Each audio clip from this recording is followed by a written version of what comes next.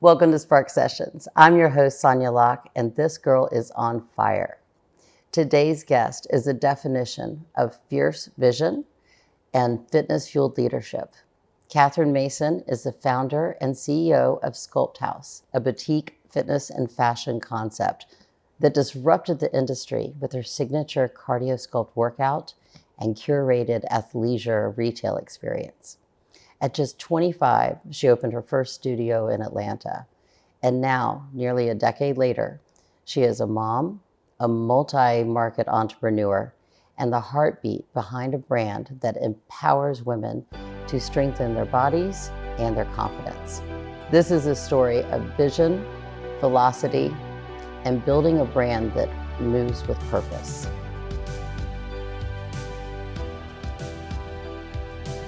Welcome, Katherine. I am so excited to have you here and to have our listeners hear your journey from fashion models in New York to a Southern CEO. You have just the way that you built your brand with a complete vision, and you just said, I'm going to do it at such a young age. I mean, it's so inspiring, and I think everybody is just going to love hearing all of your insights. And so I just want to first say congratulations.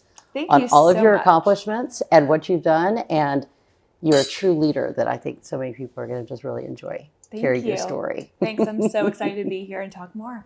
So let's start with what I like to call your roots and rise. I mean, you started your first business at 25, but I mean, where did you grow up? What was part of your background that gave you such drive at such a young age to just strike out on your own?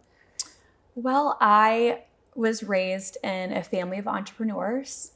I saw my dad and grandfather work for the family business that was a third generation business, and always saw them working very hard. I think that I was inspired by leadership, and from a very young age, I just knew that I wanted to be a leader in some way. Of course, it wasn't until later I figured out what that was. But there was something about that resonated with me from a very young age. And then the other thing was that I have very strong, assertive women in my family. Me too. I love that. Yes. And so I saw my grandmother and her sister disrupt the way that women were supposed to be. And they were charitable and made a difference in their communities and even in their careers and education, when at that time women maybe weren't supposed to be doing a lot of those things. Yeah. And so I was just raised in a way to where confidence and resourcefulness and figuring things out and not taking no for an answer was huge. My grandmother, who I love dearly and have learned so much, a lot of her stories have inspired the way that I've handled things in life, but she always had this saying of "can't doesn't live here." What I love about that is you're going to get a lot of no's in life. You're going to have a lot of situations where you're not going to get to the resolution that you're looking for. But how can you pivot? How can you find another resolution? Maybe it's not a yes, but it's a way to get from one place to the next. And so I've always had that in the back of my mind. And I think starting out so young, I didn't really know what I was doing, but I took that resourcefulness and can-do attitude, and that takes you pretty far in the beginning. Yeah. And when you talk about a matriarchal family, right, Mm-hmm. where they have a lot of power and stuff like that, and I bet you were not raised where children are seen, not heard, right? You had your authenticity and your voice probably from an early age, right? I think so, yes. Yeah. And what kind of business was your family in? Yes, nothing sexy at all. Engineering, mechanical engineering, and some chemical engineering. But I think that what I respected so much about my grandfather and then my dad taking over was that technology and what they did changed so much over time. And so I remember in 2008 when things were really bad in Charlotte, where I'm from, with the economy and the banks and everything. My dad was able to figure out a way to pivot this business in a way to make it stronger for the time that he was stepping into the business versus when my grandfather had. And thinking through new ways to diversify the business or change the types of technologies that they used so that they would keep up with the times. And I remember having those conversations, even though I didn't really understand what my dad did very much. But I think I took that with me. And as I've had to pivot in my own business over time and over the pandemic, I respected that and knew that you have to do that all the time in business. Yes, you always have to keep on moving. And that's where, I often say it's like if you're not failing sometimes, that means you're not moving. Yes. And you have to. I mean, our biggest successes usually come from our failures and when we pivot, right? It's so true. So it's great that you learned that at an early age. What else, were you athletic or fitness inclined, like from an early age? Or were you more artistic and creative when you were growing up? It's interesting. I had a very feminine side to me, but I also had a tomboy side to me. I always loved sports. It was natural to me. I think a lot of my identity growing up after, middle school and high school was being an athlete. And I think that was something that I tried to figure out as I got into adulthood, what that could look like. But I think I had an entrepreneurial spirit from a very young age. When I was 5, my cousin and I went shrimping with my dad and my uncle, and we got so many shrimp that day. And my cousin and I decided that we were going to create shrimp cocktail and sell it on the beach.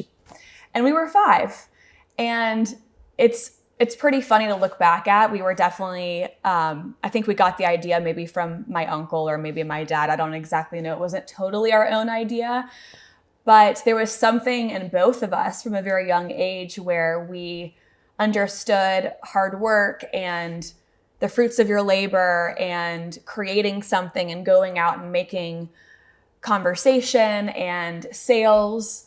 And we were out on that beach for a number of hours trying to convince these adults if they needed a shrimp cocktail on the beach from 5-year-olds.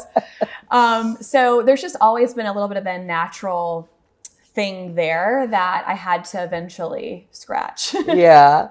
Did you have any other types of businesses or little journeys along the way as you were going through school? Not really. I think that athletics was a thing that grounded me very much, and that I put a lot of the same hard work and determination that I'm now doing into with sports. When you are athletic and trying to achieve on a level that I was at that time, you have to have those early workouts. You have to, in the summer before field hockey tryouts, you have to go run in 90-degree weather. And so I think that although business didn't make sense at that time, I had a lot of those resilient and hardworking properties. And being on a team, I was always playing team sports. I think that taught me a lot about dealing with different types of people, people having different strengths, knowing your own strengths, knowing what you're maybe not as strong with. So sports was a huge part of me figuring out who I was, and ultimately it tied into later trying to figure out what my career was going to be. Yeah, I am always so fascinated with the mind of an athlete. Like I have some friends that are athletes and, very powerful one. And it's like, you have to be so driven to have that competitive nature. Like you're moving up to this level and this level. And especially when you bring in the team element, it is running a business. I mean, it is the foundation of a business, really. And that's why so many of them are so successful later on when they kind of diversify into other things. So what sports were you involved in? From a very young age, soccer. Soccer was my main sport until I met field hockey. And I started playing field hockey in 8th grade and realized that I was actually probably better at field hockey than soccer. So then I started tapering off on the focus of soccer and starting to run track to get faster and stronger for field hockey. But I played lots of sports growing up, and there were a lot that I wasn't good at. Like basketball, for example. That was just not my thing. So, but I just loved it, and I loved the challenge. I always have loved a challenge. So you came to Georgia for college. What brought you down to UGA from Charlotte? I think that I was ready to spread my wings. I went to the same school, junior kindergarten through 12th grade. And although I loved my friends and my experience with that, I felt a calling to expand myself and challenge myself in a new way. And so going to UGA and having that quintessential college experience was really important to me. So I loved the idea of being near a big city like Atlanta, but we were in a college town of Athens. And the sports side of UGA with football and that culture was really appealing to me. And then I felt like I always wanted to do something in communications, and Grady College is a very strong college for communications. So it just felt right. Yeah. But then afterwards, you went to New York. What made you go to New York City to break out on your own? And I think I was having that same feeling actually again. College was a way for me to feel like a kid sort of for the first time. I think because I was so focused and hardworking and determined with sports that I didn't get to have some of those childhood experiences and maybe even mistakes that a lot of kids have in high school and childhood. And I missed a lot of sleepovers because I had soccer tournaments in other cities. So college allowed me to have that fun and relax a little bit, make a few mistakes, and also challenge myself to figure out who I was. And I kind of actually lost myself a little bit during that time because I had been so regimented as an athlete that when I had that amount of freedom, yes, it was fun, but I gained weight. I didn't know who I was anymore. I didn't have a coach kicking my butt all the time. And so I had, during that college experience, to get back to fitness and that butt kicking, if you will, in working out. And there was a gym in Athens called the Omni, which I think is still there. And I found fitness and working out during that time. And so getting to New York was because I found a love that was not playing on a sports team. And I thought, how can I do that? How can I be involved in sports, athletics, and transition into something as a career? So I majored in public relations. I thought maybe that was going to be a career in the NFL or maybe even sports events or something like that. So when I graduated college and decided to figure out that path, New York seemed like the best place to go to really immerse myself in that industry and ultimately figure out what that meant as a career. So I was looking for something as a challenge. I was looking for something to direct me down a path. And I didn't really have a plan, but I just knew with my resourcefulness and everything that I would figure it out. yeah, and you did. I mean, you became a model with Wilhelmina doing fitness modeling, right? Yes. So tell me about like how that like kind of shaped, I guess, your later vision for SculptHouse. You know, did it give you different exposure? Yeah, it was a really interesting experience. It's not like normal modeling when you just are dressed in clothes and have to play a part, and it's actually like being a professional athlete. You have to train at a level to where you're able to stay on set for 8 hours for a Shape magazine photo shoot and they're putting you through a workout while you're on camera, or you're playing a role as a soccer player for Under Armour on a field in Florida for 8 hours, and you have to have the stamina to do these moves on camera over and over and over and over again. And so I don't think a lot of people know that, but I loved it in that way. It was able to feel like what I grew up doing and what I loved. But what I did not like about it was that people were deciding for me if I was selected for a job. And I could work so hard and it wasn't up to me to decide my success. So it was a great experience in that I was able to be exposed to a lot of fitness fashion lines. I was able to understand the fitness fashion world and the fashion world in general during that time. But ultimately, it was a way for me to really find out about myself and that I wanted to be the one in charge of my future and what that meant. And of course, even now, I don't have total control of everything, but being an independent contractor where people chose you for a job and you're in this, you're going to castings and things like that.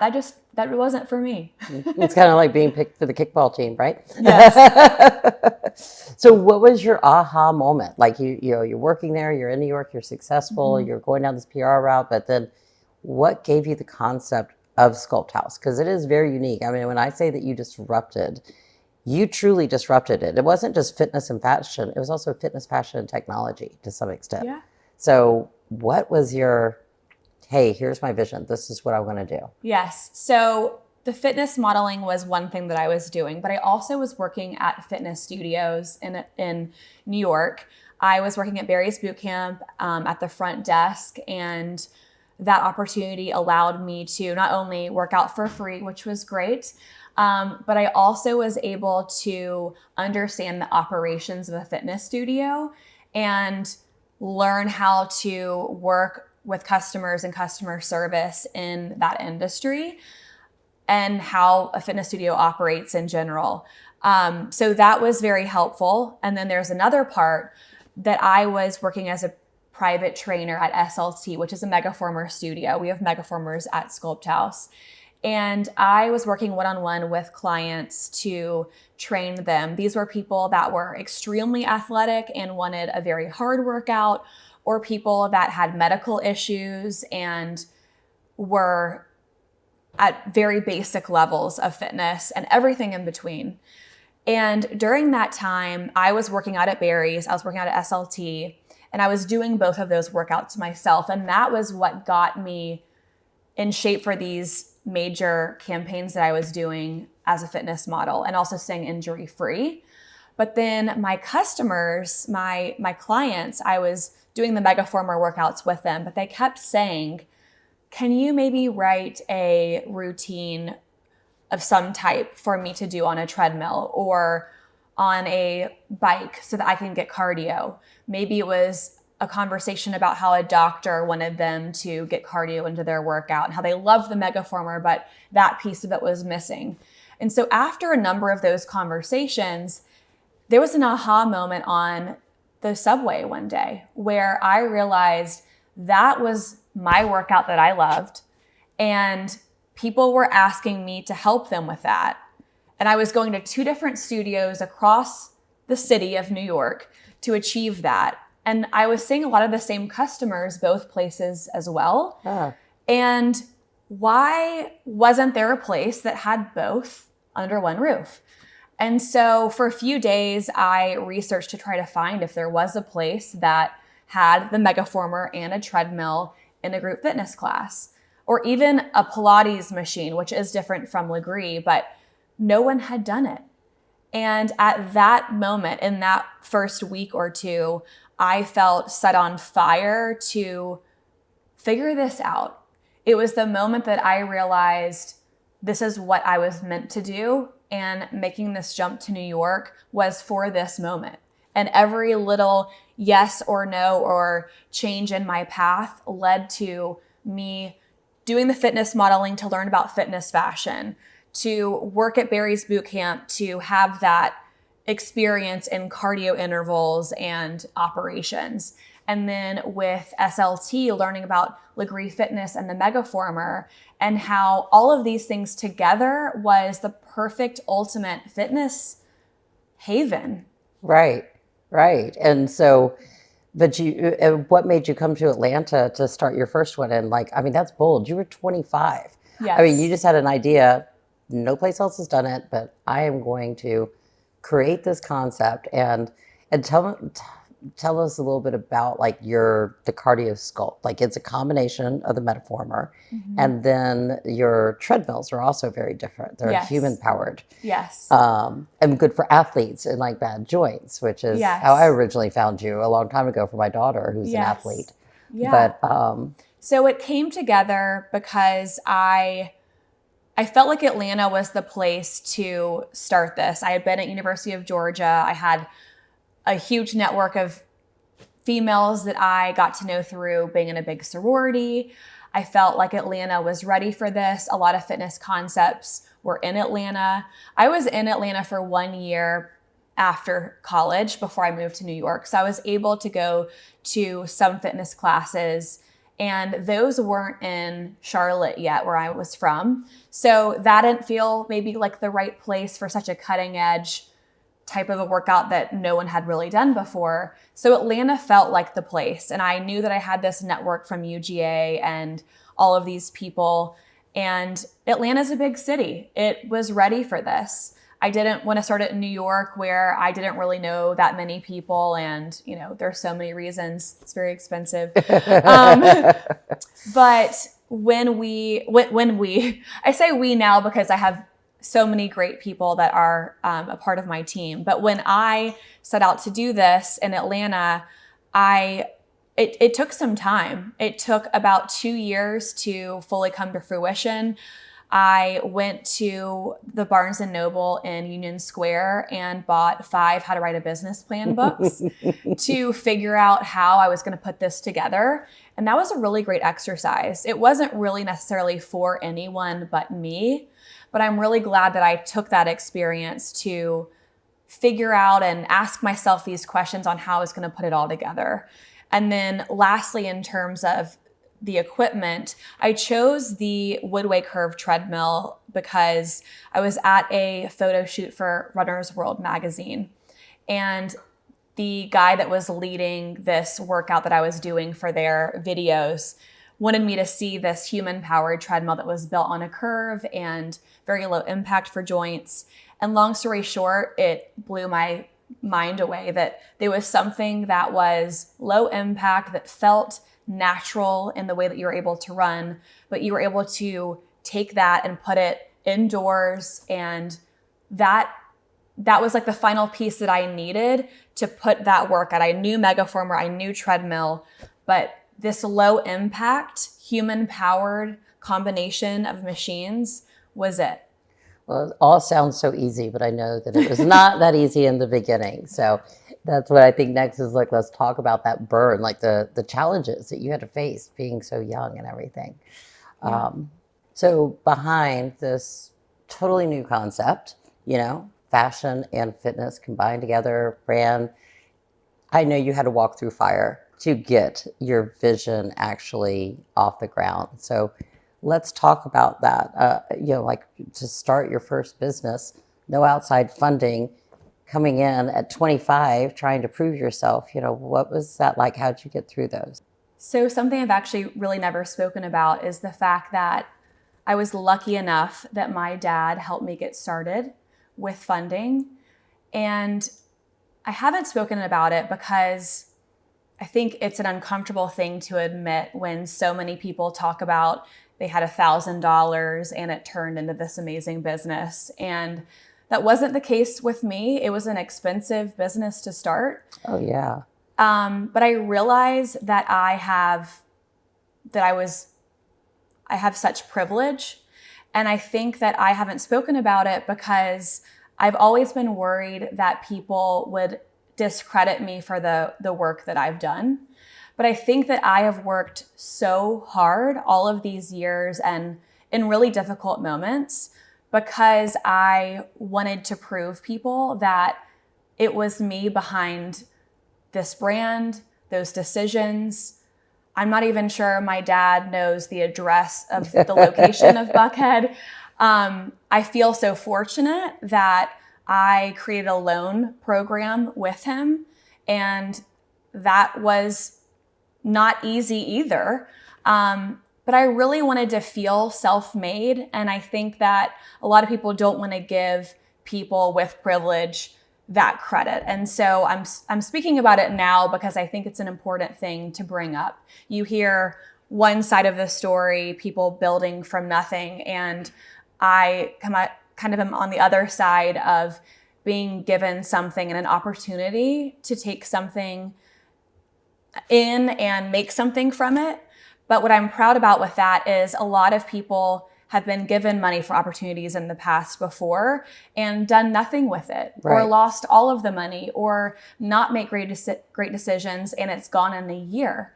And we are celebrating 10 years in February. And so I'm really proud of myself. And I do think that although I was given an opportunity, I am self-made in a lot of ways. You were given an investment because you had proved yourself your whole life. Yes. I mean, you did well in school, you were a competitive athlete, you moved to New York on your own, and then you started a business with a business plan that you actually thought out every single part of it. And, so I don't think that that's a privilege. I think that your dad made a wise investment. And you should feel proud of it because this is your concept on the whole thing. Yes. So tell me on the other early tribulations. I mean, like I said, you also were very young. I mean, Yes. like you were managing employees, hiring employees, and also the fashion world, because you really do have like an actual boutique with your studios. So it's like you're talking to buyers and all that. So tell me about navigating that in your early career. Yeah, I navigated very blindly with a ton of passion, and everything was rooted in resourcefulness. I use that word a lot because I think that people can figure out a lot of things for themselves by Googling things, working hard and figuring it out. And that's what the first number of years was like. But I did face a lot of landlords not wanting to agree to letting me into the spaces because I was so young. They are not looking for people that are going to only last for a year in the space. I mean, across the board, clients that were fairly disrespectful off the bat, employees that I was much younger than that did not want to view me as the person that owned the business and made the decisions. And then even mistakes that I made around getting too close to employees as friends and not having boundaries, and learned a lot with that as well. Well, I think that's what the burn's all about, is all the challenges we learn and how that makes us a better leader, a better business person, and stuff like that. And then you also expanded. So after Atlanta, you went and opened studios all the way across in Dallas, and then in Nashville, and then another one in Atlanta. So, I mean, how fast were you expanding, and what challenges did you have with that side? We were very lucky that we were profitable in Atlanta in about 90 days. Wow. So I was able to start thinking about expansion faster than a lot of businesses because we were able to be successful so quickly. And I felt like it was a concept, and I knew in my bones that it was a concept that deserved to be more places because it was the first. Yeah. And I started looking into where could that be? What would that look like? And had to create the new blueprint for replication, whether that was a operations manual or the new 2.0 of the brand with how we spoke about ourselves, or the floor plan. The first time you do something, you learn a lot in what you didn't do well. And so implementing a lot of things or changing things within the business so that when you do replicate, it's better.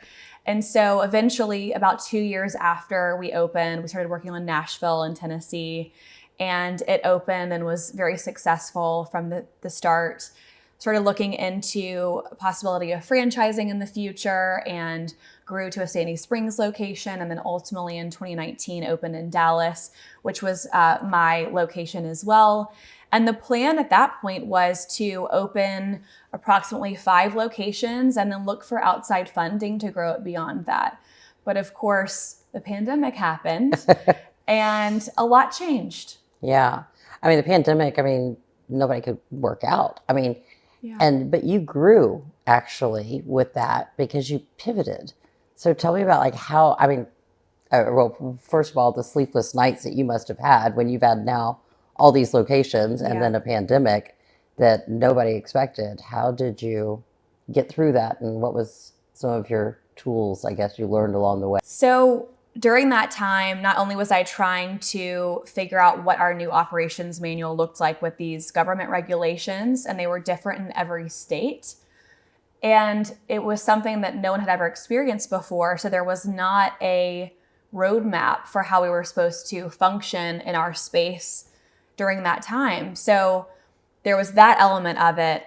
And then it was also trying to renegotiate leases so that we could survive as a business.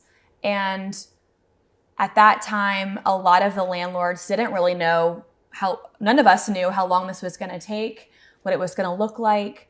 And so I had to make some really hard decisions during that time. But I pivoted in that I knew that the fitness was not really possible very much. Like we had so many limitations and we had to only have like a maximum of maybe 10 people in a class when we had a 22 plus class. Normally, people were not trying on clothes in the boutique because of the pandemic. So the boutique was not functioning. It was basically we were bringing in no money and we still had overhead and payroll and all of these things. And that was, of course, ridiculous. So I had to think about how are we going to survive? And one of those things was leaning into our e-commerce. And we had thankfully just started to work on our online store before the pandemic. In 2019, we started building out the online store. That was just a gut, innate feeling of that's where things are shifting. Let's probably start expanding in that way. And I'm glad that I did. We had to do a lot of work really fast to get it to where it needed to be to support where things went. But we pivoted in that way and it was able to do very well. We grew by 300% online from when we first opened our online store to full-blown pandemic mode. And we were doing really well. So that saved us.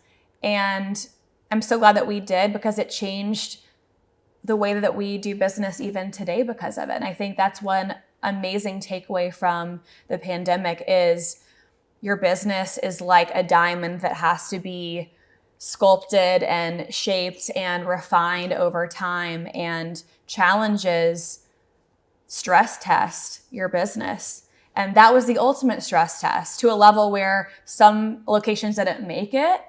Some of those decisions were purposeful, some were out of my hands. But ultimately, who we are today as a brand is who we are because of those challenges and because of the stress tests that we had to endure. Yeah, and it's also great that you had the vision to begin with, that you were fashion and fitness. Yes. And like with the pandemic, I mean, and your studios are large. You've got a lot of equipment. It's not something that they can necessarily do at home, right? Or like pop up in a park. Exactly. We weren't able to really do that. So yes, we had to be really creative in the way that we handled that time. And it lasted years. I mean, It took until really last year, 2024, to be a profitable business again. Yeah. But the fashion side or athleisure is like first of all, I mean, everybody was wearing that during the pandemic, so it was great. Absolutely. Yes. So it was like actually the right time for that, which allowed you to grow. And then, and you have very curated brands. I mean, like you have 75 different brands in your store. So it's like building that part of you. It's kind of like what you talked about earlier is like you were an athlete, but not necessarily a tomboy. You were also kind of like the pretty side. So I think that's good that you embraced both sides. Yes. So, and then after, sorry. But what is the hardest lessons I think you learned during that time period in getting your business to where it is today, strong, purposeful, knows what trajectory you're going on? What were some of the hardest lessons that you learned? I don't know if it was a lesson or more just knowing when to cut things off so that we survived. If I had kept Nashville and Sandy Springs going as businesses because I was too prideful to stop them, we wouldn't be around today. Because ultimately, and I could speak on a podcast for hours on this, and there's so much I've never discussed before around it, but I was in leases that were setting me up for failure if they were not renegotiated. And ultimately, some of these landlords were not agreeable to the terms that we needed. And I was going to bleed out as a business. And so I had to make decisions that were not the pretty decision or the prideful decision. It was the hard decision and the right decision. And I'm just so glad that I had the confidence to do that so that we are around today, so that people kept their jobs. We employed so many people during the pandemic. We grew in some ways during the pandemic. And there's a lot of beauty that came out of it. Yeah, I think that's where it's like you can, one side feel like it's failing because you dropped to. Absolutely. But you did it to make it the company stronger, and it was the right decision to make. And so it was not a failure at all. It was a success. And I think that a lot of people, get too caught up in, oh no, it's not going the way I planned. So I think that was a great lesson that you learned that you could bring on to other generations. And I'm sure your daughters, like that perseverance, I guess. So what was one thing that kind of kept you going through all of that stuff? What was your center thought, I guess, that got you through all those burns and challenges from your early career through where you're at today? I think a lot of it was not wanting to give up and trying my damnedest to see it all the way through. I think I was prepared for it to all fall apart during that time, but I certainly was not going to do it without a really big fight. I remember during that time, I said that I was like going to war. Yeah. Just like with the world and all the elements and just doing the very best that I could. And that's what we did. And that's what makes us who we are today. Well, I will say cheers again to that. I'm very proud of you for not only just having the confidence to keep going, but, to learn from all that and have that positive outlook on, yes, there's going to be challenges, especially as an entrepreneur. You just have to come back to your values and what your purpose is and push through. So very good. So Katherine, you built a bold, industry-defining business on your own as a woman, as a young woman, as a millennial, and now as a mother.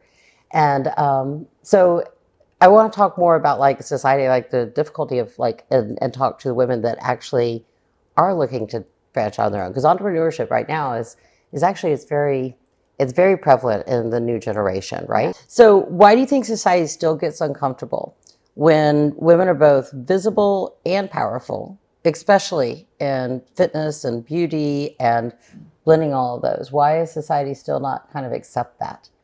I think that women are having to unlearn what they're supposed to do and be. And I think that women that are visible and bold and strong are disruptive, even still. And being a mother now, I understand why women have always, or for a long time, focused on the family and the house and things like that. It's incredibly difficult to be a mother and run a household and be in business or work. But I think that we've changed as a society, and now it's probably even more acceptable than it was when I first started. But I'm just so excited to see the girls that are 10 years, 20 years behind me and what they're going to be able to accomplish. Right. And I think you bring up another really great point too about being a mother, because you have two small babies, Yes. right? So you have a 6-month-old and a 3-year-old. Yes. It is a game changer, right? I mean, I've been there before too, and it's like, and we always talk about balance, but there is no such thing as balance, right? A mother's role is a mother's role that and it's not going to change just because you're an entrepreneur. So, yes. How do you get through some of those? What do you tell someone else trying to come up and having these ambitions and saying, oh, I want to do this, but also wanting to have a family and have that balance? How do you do it?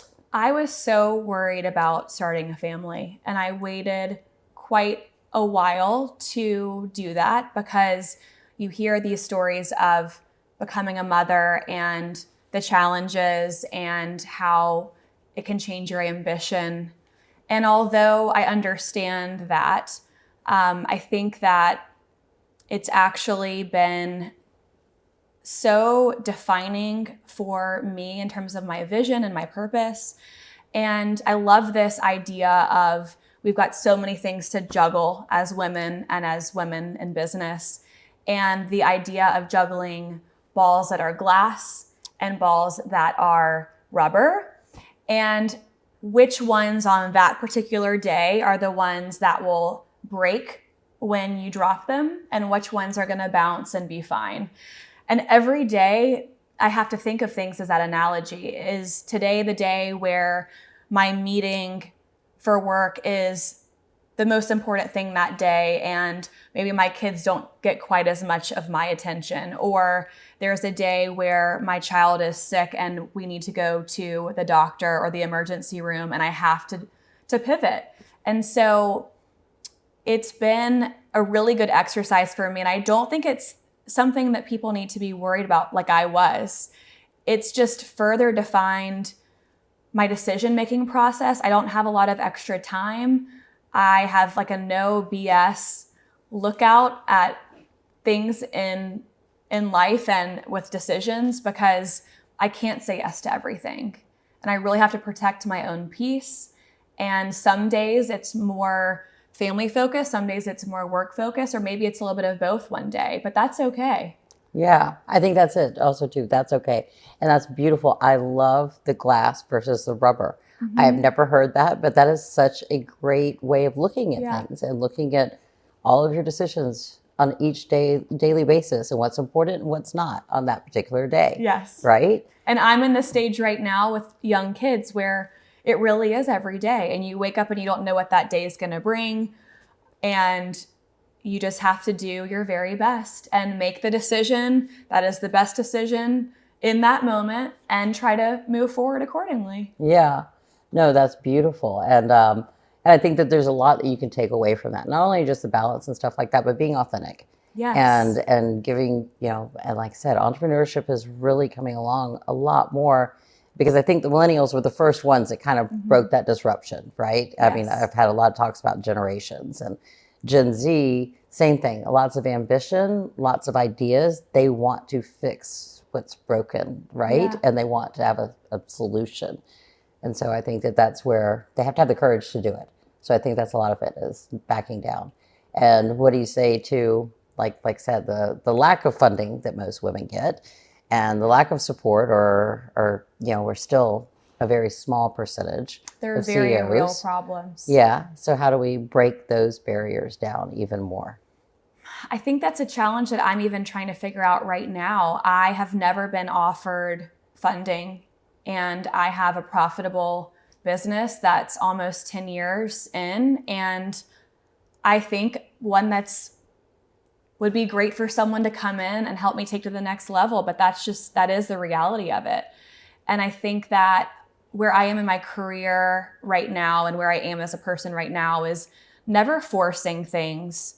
So although I would love for someone to approach me and hear this podcast and say that I would love to be a part of your business and help grow it, that is definitely a dream of mine in a lot of ways. But also be okay and happy in the moment that you're in. Find ways to grow, even if it doesn't mean new locations. Maybe it's processes, maybe it's putting the right person in the right place. So I think that we can focus every month, every quarter, every year on tangible things that need our attention. And I'm always looking to level up the business and make it better. And that doesn't always have to be a very visible thing. I don't think our customers realize how much we are doing on the back end of the business all the time, but that's what makes it special. And maybe one day we will expand and everyone will know about it. But I would just say that I don't have the answer to that. I think we just have to stay focused and be authentic and really analyze where we are, how we can be better, and just put things into place so when that opportunity does come, you are ready. Right. And I think you kind of said it with the authenticity is like, did you ever feel like you had to tone down who you were, what your ambitions were to fit a mold? Or do you feel like you've always been that confident, like, I've got this? Yeah, I would say I've always been the confident I've got this. And that hasn't always been everyone's favorite. But I think as a founder and a disruptor, you have to have this almost delusional sometimes confidence so that you keep going. And I have changed a lot over the 10-year period and a lot over the last 5 years post-pandemic, and a lot after becoming a mother almost 3 years ago. And there have been a lot of different versions of me over this time. Every single one of them has been filling up space and being bold and being confident. I would say now I'm a little bit more refined in that, but I think that there's nothing wrong with taking up that space and being able to lead confidently, have an opinion about things, and not diminish your thoughts and your opinion and your light, and just live boldly and go into a room with a purpose and a drive and see where your decisions and your ability to be decisive take you. Yes, but I think that's so beautiful is because we always end up talking about the imposter syndrome every episode because like every woman has it. Yeah. But how do we get rid of that? And that's where it's like we do have to face that, you know? It's like, yes, nothing is ever perfect, but accepting where you are, where your balances are, where your boundaries are, and being confident and speaking it to the world. You know, I think that that's also super important. You know, pat yourself on the back for all of your successes. Don't shy away from it or dim it because it makes others feel uncomfortable. So I think very well said. Very well said. So with all of your responsibilities, your business, your family, I mean, you have so many things. What keeps you fueled? What are some morning rituals that you have, or what is some of your boundaries that you're like, no, this is my time? Or how do you fan the flame to keep going every day? Yeah, well, I think my customers and our community is a huge part of it now. It's bigger than me now. Wow. You know, we have been in business for a long time at both locations in Atlanta and in Dallas. And so a lot of this is for our community and our customers at this point, and also my employees. I have amazing employees that I'm very proud to give them an opportunity and a job and a career. So that drives me. Also my family very much. When it comes to morning rituals, that's changed a lot over time. Right now, my morning ritual is simply getting up as quickly as I can when my children get up and take care of them. And a lot of times the morning feels actually more draining than anything, just because it's a little chaotic with getting a bottle to the 6-month-old and getting the almost 3-year-old out the door for school, and then getting myself ready last, and then getting on with my day. But my nighttime routine is actually probably more of my non-negotiable because it's what fills me up. I've had a day where I've given. Right. From the moment that I get up and all day long, owning a business and running a business, a lot is dealing with problems. It's giving answers to people. And so I love 6:30 p.m. when I'm able to put my phone away, and I really do for the most part. Mm-hmm. And I'm able to be present with my kids and my husband, and we try to eat dinner together as much as we can. That doesn't always happen. We're not perfect. And sometimes it's takeout, sometimes it's, whatever. But enjoying that routine. I love bath time with my kids and putting them to bed. My 3-year-old wants to do 2 puzzles and 2 books before bed. And I take my time with that. Yeah. I give her more time than we probably should before we put her to bed. But that is what fills me up to then fuel me for the next day. And that's kind of where I am currently. I used to, wake up and go work out or whatever it used to look like. And it's just different now, but I love my life and I love where I am. Oh, it's beautiful. And I think it's so important to have those boundaries to where it's like your time with your kids. Like, yes. You don't, I mean, like, that's what I say is like, as a working, either a working mother or entrepreneur mother. Oh, sorry. Let me drink some more water. I don't know what happened in my throat just there. Sorry, I'll start that over. So, but I think that's so important that you have your boundaries with your time, with your presence, with your kids, I think a lot of people, it's like as a working mother, you feel guilty to some extent, but it's about those quality moments and having that routine and then tuning out like you've got a million people coming at you at all times. So fueling yourself by having your presence is so important.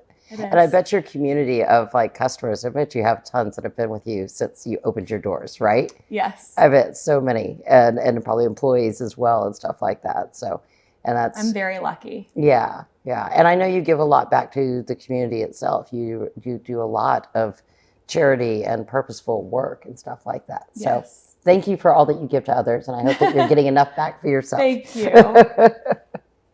Do you still get to work out like every day? Definitely not every day.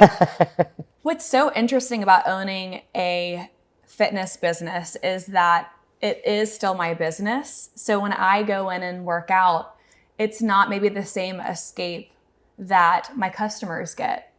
And so sometimes I go in these waves of when I'm really present there and wanting to work out because it does fuel me and gives me that escape.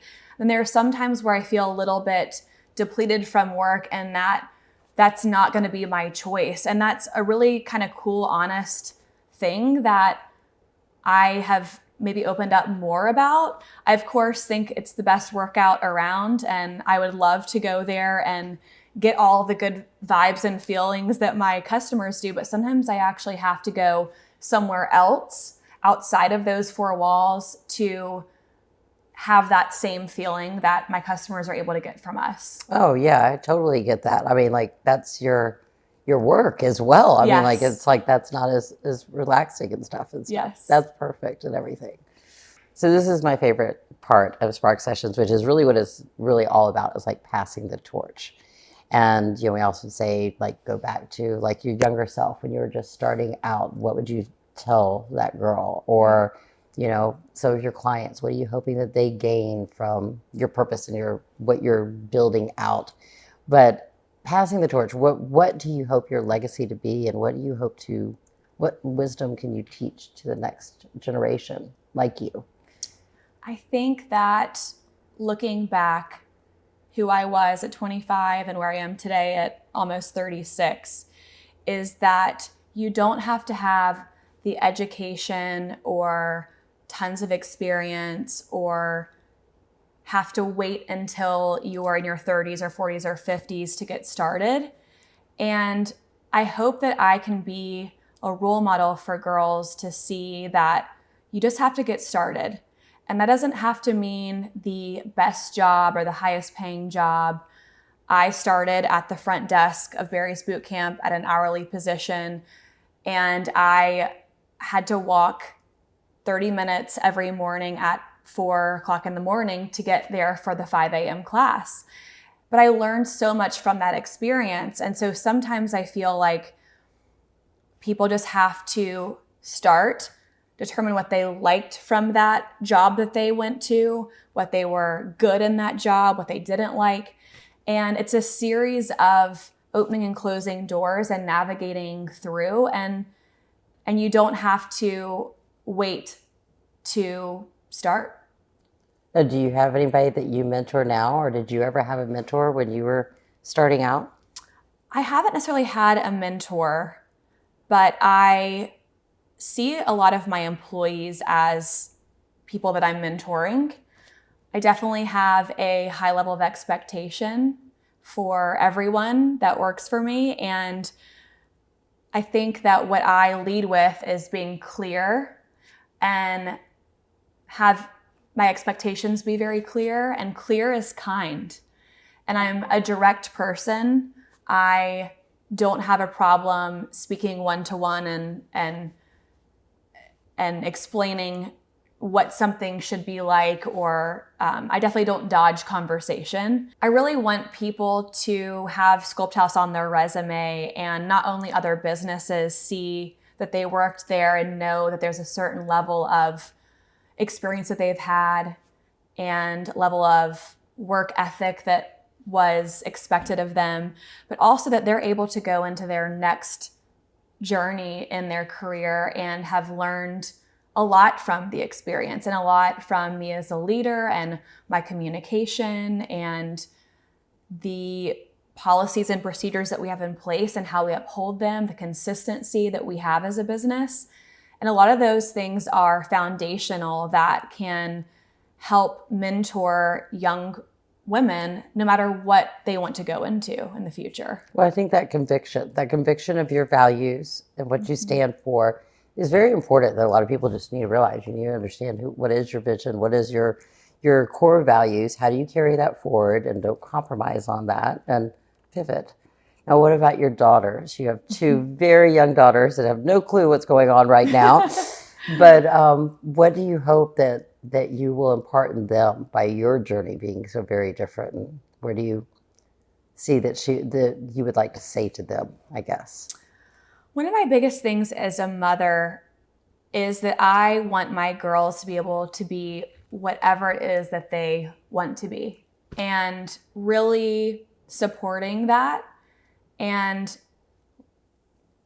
letting them see that I went in a direction that was maybe not common in a lot of ways. And I filled up space and was bold, and that they can do that too, whatever that means for them, whether they want to be the best ballerina in the world or they want to be an artist, whatever it is that they love and they feel like they are good at. I just want them to do that and to forge forward and not be afraid and be a kind person. I have all the confidence your daughters will grow up like that. Thank you. Okay, so now it's my second favorite part of Spark Sessions, which is the fire round. First thing comes to your head, no practice, anything like that. All right, so favorite SculptHouse class to teach or take? Cardio Sculpt, which is our signature method and what we created. So it's my favorite. Go-to piece of activewear from the boutique right now right now it's going to be a Spanx tennis dress or skirt, and I'm not even playing tennis, but it's hot outside and you can just throw it on and go. Oh, I need to check that out. I bet you could use it for golf too, right? Yes. Yeah, perfect. Coffee, matcha, or smoothie? These days, coffee. With 2 little runs and running business in multiple states, I would agree with that. One app you swear by to keep your day on track? I love Monday.com. And it's the perfect way to stay organized with projects and all the to-do lists.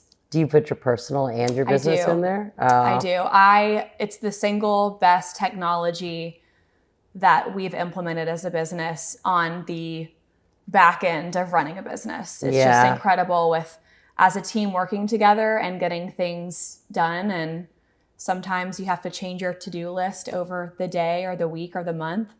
And it allows you to do that, which I love. Yeah, one of my girls, like, we have it. I'm horrible about updating it as much, but that's just me. But she swears by it, and there's so many different projects that you can run with it. So it's really cool. Superpower you wish you had as a mompreneur? Being able to unplug a little bit better. I have a very active mind. And although I just was talking about how I like to unplug at the end of the day and be present, I have a really hard time sometimes at the end of the night, once I'm in my bed, to not think about what I have to do the next day and ideas flowing. My ideas come at night. So that's a challenge for me. I wish I could really kind of silence the noise a little bit sometimes. But I think that's also what makes you who you are. It is sort of my superpower at the same time. Some of my best ideas come at 10 p.m. and I have to email them to myself. So it's a blessing and a curse. It is. I talk to myself on my back porch all the time at night. Like, that's like my thought moments. Yes. One thing you're apologetically saying no to now? Being able to say no to things. Yeah. I feel way more comfortable being able to decide if something is aligning with my goals and my weekend plans. And so I've had to really work on that, but I'm unapologetic about kindly saying that I can't do something or be there or agree to be a part of something. And I just have a very clear vision of how I want to spend my time and who I want to spend my time with. Yeah. All right. Last question. Favorite place to vacation to just reset? Somewhere with a pool and a pool chair and maybe like a podcast. Yes, those are nice, especially with two young ones and, like I said, all over the place. Yes. I'm sure you need that. Well, you are so fierce and bold, and I mean, you could just feel your energy and how you've taken on life and how much you care about people as well. And I think that's why you've built a community around you. And so I'm glad you now have your babies as well. So just a whole nother journey that you're bringing along to the ride, and show that you could do both. Yes. Easily. So Katherine, what is your spark? I always ask each guest this, that one truth through all of the pivots, all the challenges, all the motherhoods, the thing that just kind of like keeps you through life. I think knowing that I was built for this, and that truth is at the source of everything that I do, whether it's parenting or leading or any challenges. I'm able to figure things out and navigate, and I love doing that. And just knowing that I have the capability and the strength to navigate this life no matter what it throws at me. And I'm not sure exactly what the future is going to look like with that, but hopefully I can continue leading and use that spark and that fire that I've always had since I was a little girl to help my community, to help other women, business owners, people that want to start a business one day, and empower them to believe that they can. I think you would be great at that, like guiding other women and everything else. And you truly do have that. And you own yourself, which I think is the most important thing, is owning that truth and being confident with yourself. We're all different, and like having that, I guess, foresight to recognize, celebrate, and own who you are, and that you will get through each thing. So I want to thank you so much for coming on. You've been so insightful and so inspiring, and your positivity is just, it's beautiful. And thank you. This has been wonderful. Well, thank you again for joining us. And I would love to have another chat with you some other time. You've got so many other things. Next we can talk about motherhood. So that would be great. Thank you so much. This has been awesome. Thank you for tuning in to Spark Sessions. Until next time, keep the fire burning.